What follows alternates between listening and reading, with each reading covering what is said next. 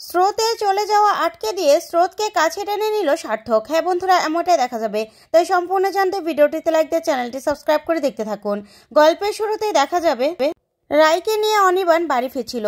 তখনই নীলু মনে মনে বলতে থাকে, দিদি ভাই তুই আবার সেই আগের স্থানে ফিরে যাচ্ছিস। তুই অনির্বাণদার সঙ্গে সংসার করবি, আবার ভালো থাকবি। বছর না ঘুরতেই তোদের একটা বাচ্চা আসবে, বাড়িতে চোরকি তোর বাচ্চা আসবে, আর স্রোতেরও হয়তোবা এক সময় বাচ্চা আসবে। সবাই সেটেল হয়ে গেলি, তাহলে আমি কি তোদের কাছে লাথিগুতো খাবো, কোর্টে যাতায়াত করব, হাজিরা দেব? না না, এ জীবন আমি চাই না, আমার ভালো লাগছে না। আমি কিছু করে দিদিভাই তোকে আটকাতে পারলাম না, কিচ্ছু করে না। আমি কি করব, আমার জীবনে কি নতুন কেউ আসবে না? এই ভেবেই নীলু ছটফট করতে থাকে। তারপর রায়কে বলতে থাকে, কিরে দিদিভাই, বাইরের দিকে তাকিয়ে কি ভাবছিস? তখনই রায় বলতে থাকে, কিছু না। তখন নীলু বলতে থাকে, আমি জানি তো তুই কি ভাবছিস। তুই নিশ্চয় ভাবছিস গাঁটছড়াটা আগুন লেগে এভাবে পুড়ে গেল, অমঙ্গল, তাই তো? তখনই স্রোত বলতে থাকে, আহ দিদিভাই তুই কেন এসব কথা বলছিস বলতো? তুই প্লিজ চুপ করবি। তখন নীলু বলতে থাকে, আচ্ছা তোরা আমাকে কেন চুপ করে দিচ্ছিস বলতো?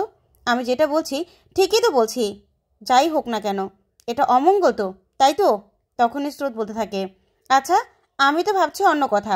দিদি ভাইয়ের গাঁটছড়ায় যখন আগুনটা লাগলো তখন তুই কোথায় ছিলি মেজদি ভাই? তখনই নীলু বলতে থাকে, মানে কি বলতে চাচ্ছিস তুই? তখন স্রোত বলতে থাকে, আর আমি কি বলতে চাইবো, আমি কি বলতে চাই সেটা তুই নিশ্চয়ই ভাবতে পারছিস, তুই বুঝে গেছিস তুই কোথায় ছিলি। তখনই নীলু বলতে থাকে, তোদের জীবনে যাই হোক না কেন সেটাকে আমাকে দোষারোপ করবি? কি পেয়েছিস তোরা? আমাকে কি পেয়েছিস? পুতুল পেয়েছিস? সব কিছুতে আমাকে দোষারোপ করছিস। তখনই অনির্বাণ বলতে থাকে, শোনো নীলু, তোমাকে কিন্তু সন্দেহের তালিকা থেকে আমিও বাদ দিতে পারছি না, কারণ আগের রেকর্ডগুলো তো তোমার ভালো নয়, তাই তুমি যা খুশি তাই করতে পারো, বুঝতে পেরেছো?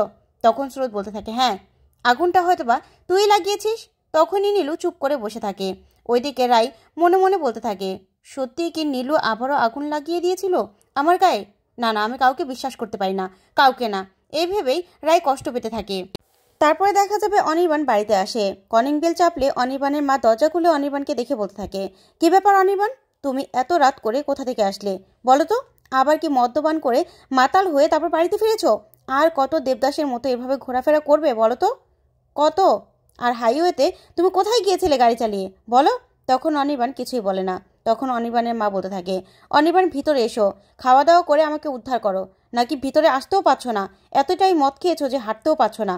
তাহলে কিন্তু আমি তোমাকে নিয়ে তোমার রুমে নিয়ে যাব না। অনির্বাণ কিছুতেই না।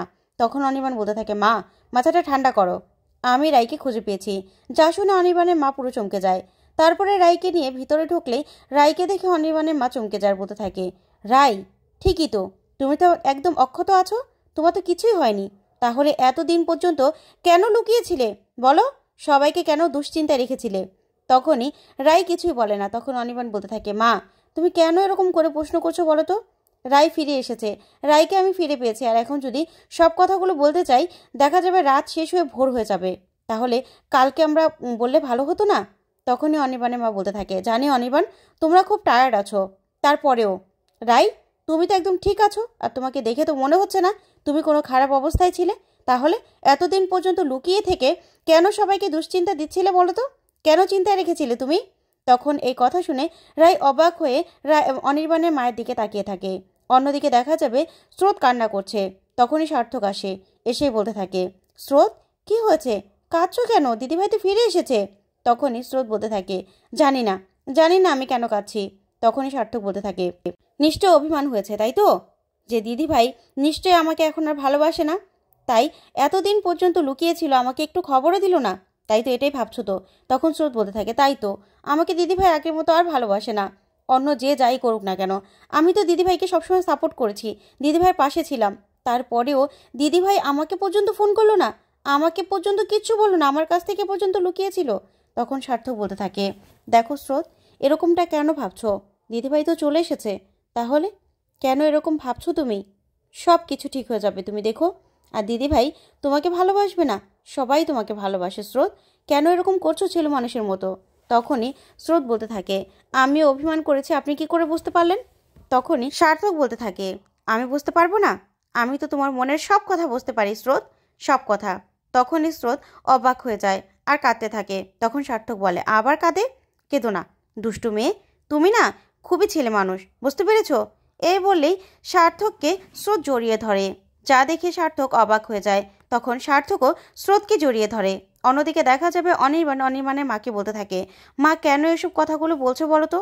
এবার না আমাদের মধ্যে সব তিক্ততা হারিয়ে যাবে, আর রায়কে আমি ফিরে পেয়েছি, এটাই আমার কাছে অনেক পাওয়া। তখন রায় বলতে থাকে, না অনির্বাণ, তোমার মা যে কথাগুলো বলছে একদম কিন্তু ভুল বলছে না, একদম ঠিক কথাগুলো বলছে। তোমার না এখনও ভেবে দেখা দরকার। না, এটা বলছি না ডিভোর্স নিয়ে তুমি ভাবো, কিন্তু এখনও তোমার আমার সম্পর্ক নিয়ে ভাবা দরকার আছে। কারণ আমার আর তোমার মধ্যে কখনোই ভালো সম্পর্ক ছিল না, কখনোই ভালো হয়নি। তাই বলছিলাম যে তুমি সব কিছু ছেড়ে এখন আবারও একটু ভেবে দেখো। তখনই অনির্বাণ মা বলতে থাকে, দেখো রাই, তুমি যেটা বলছো আমিও কিন্তু সেটাই বলছি, কিন্তু তোমার জন্য এই যে আমার ছেলের অফিস এত কিছু নষ্ট হলো, তারপরে তুমি একটা ক্রিমিনালকে বাড়িতে জায়গা দিয়ে আমার ছেলের জীবনটা পুরো শেষ করে দিলে, তাতে তাতে কি ভালো হয়েছে? কোনো ভালো হয়নি। তখন রায় বলতে থাকে, অনির্বাণ, তোমার মা কিন্তু একদম ঠিক কথা বলছে। আমি কোয়েলকে তোমাদের অমতে জায়গা দিয়ে খুব বড় ভুল করেছিলাম, আমি বুঝতেই পারিনি কোয়েল এরকম হবে।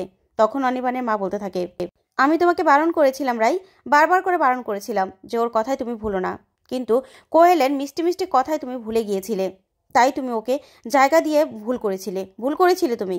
তখন অনির্বাণ বলতে থাকে, মা এবার পিছনের সব কথাগুলো ভুলে যাও না, পিছনটা সবটা ভুলে গিয়ে আমি রাইকে নিয়ে আবার নতুন করে সবটা শুরু করতে চাই।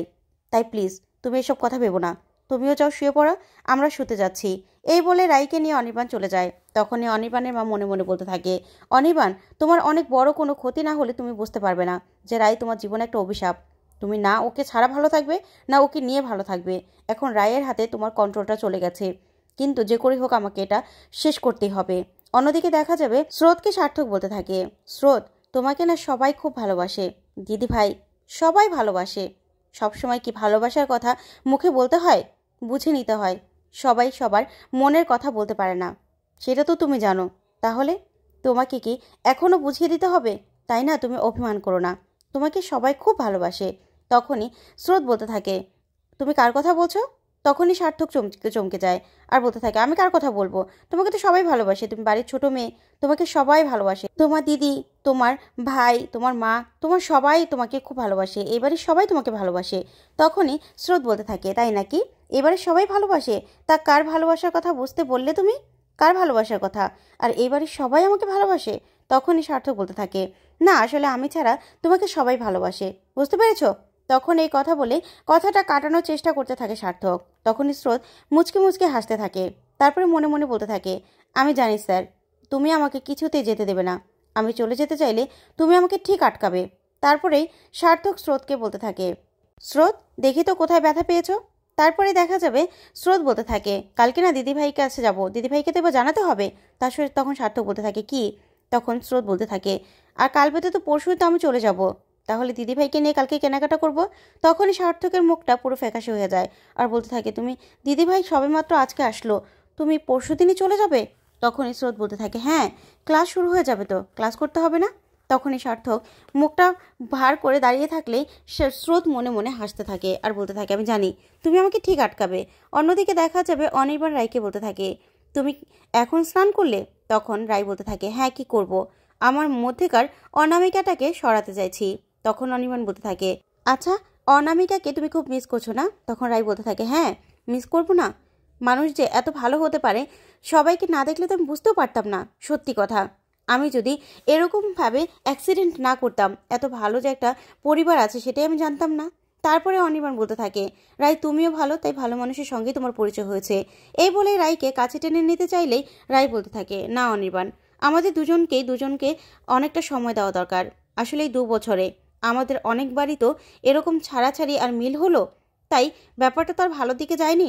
তাই আমাদের আরেকটু ভাবা দরকার, তোমাকেও আরেকটু ভাবা দরকার। হ্যাঁ, আসলে ডিভোর্সের কথা বলছি না, কিন্তু আমাদের দুজনকে সময় দিতে হবে। তখন অনির্বাণও রায়ের কথা মেনে নেয়।